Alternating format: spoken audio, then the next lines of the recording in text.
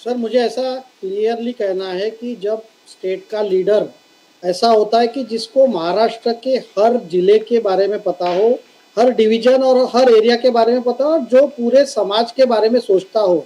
जैसा भारतीय जनता पार्टी का जो नारा है, सबका साथ सबका विकास सबका प्रयास, तो ऐसे ही आप देखेंगे सर महाराष्ट्र में ग्रोथ पूरी स्प्रेड हो गई है। देवेंद्र जी नागपुर से आते हैं, सालों जब कांग्रेस पार्टी की सरकार हुआ करती थी तो विदर्भ के बारे में इन्होंने बहुत उदासीनता दिखाई थी, चाहे मराठवाड़ा हो चाहे विदर्भ हो।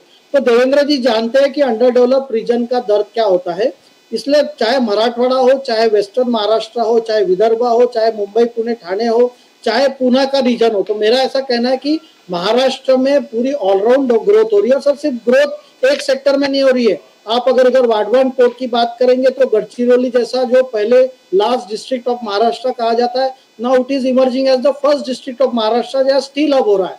मराठवाड़ा में ऑटोमोबाइल हो रहा है, नागपुर में सोलर के काफी कंपनीज आ गई है, नासिक में कुछ हो रहा है। तो मेरा ऐसा कहना है, when a leader is studied and when is serious about his governance और उसके ऊपर ट्रस्ट करके पूरा उद्योग जगत सर आज यहाँ इन्वेस्ट कर रहा है, and you will appreciate that whenever he talks about development, he talks about Mumbai's development, he talks about the infrastructure issues, he means business and he solves all the issues.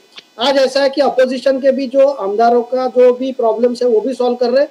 तो मेरा ऐसा कहना है कि देवेंद्र जी ऐसे नेता है जो डेवलपमेंट ओरिएंटेड है और पूरा इंफ्रास्ट्रक्चर मैन तो उनको कहा ही जाता है, लेकिन एग्रीकल्चर से लेके इंडस्ट्री तक सब में उनका ध्यान है। और देखिए कल ही उनका स्टेटमेंट था कि पावर के दाम पहली बार अभी कम होना चालू हो गए। 25 साल में पूरे पावर के दाम कभी कम नहीं हुए थे।